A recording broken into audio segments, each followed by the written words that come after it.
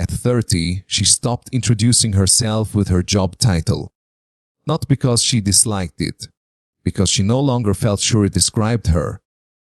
5 years earlier, the offer had looked like a milestone. Senior operations role at a multinational company.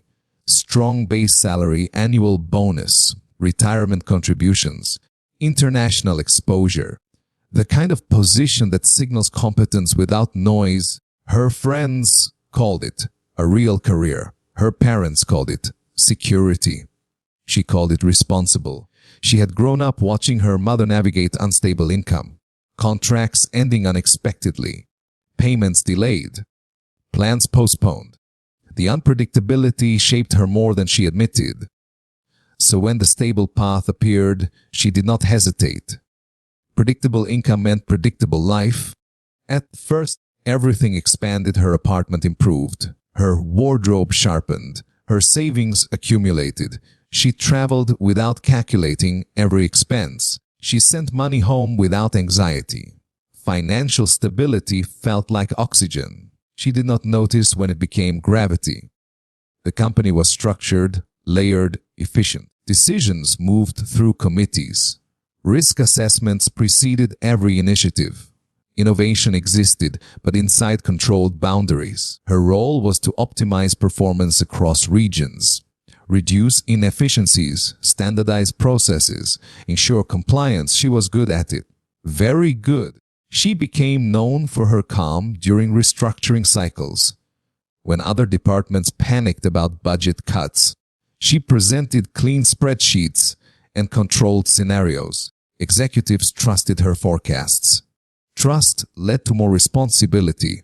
More responsibility led to higher compensation. Her income rose steadily. Her exposure did not. The higher she climbed, the more she realized how insulated her position was from direct market forces.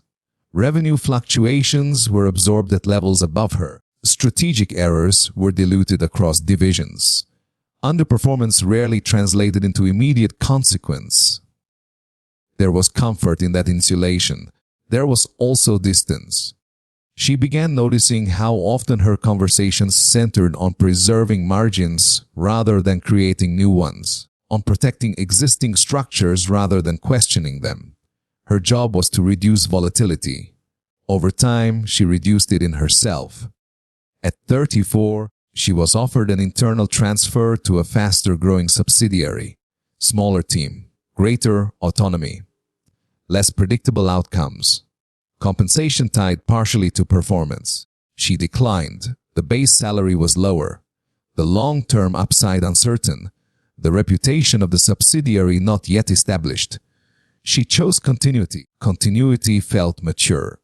Months later, she watched that subsidiary secure major contracts. A few colleagues who had transferred there were promoted rapidly. Others left after intense pressure. It was not a guaranteed win. It was exposure.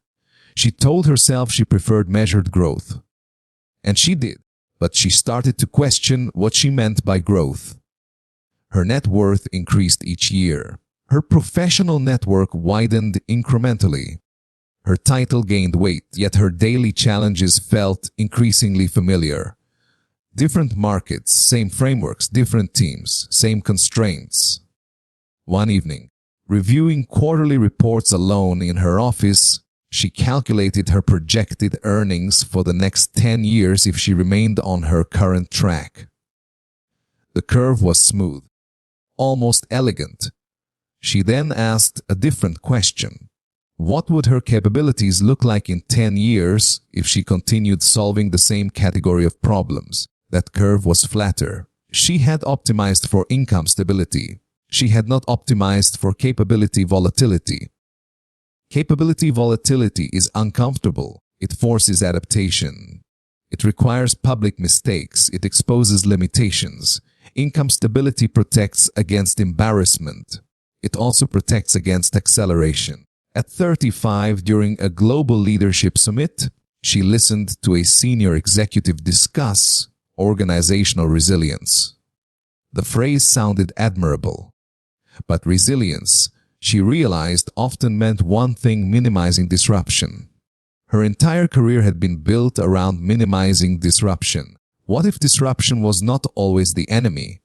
She returned home from that summit and looked at her calendar for the next quarter. Budget reviews, process audits, cross-functional alignment meetings. Important work contained work. She tried to remember the last time she felt professionally stretched beyond certainty. It had been years. Not because she lacked intelligence, because she had structured her life to avoid sharp edges. Her bank account reflected wisdom.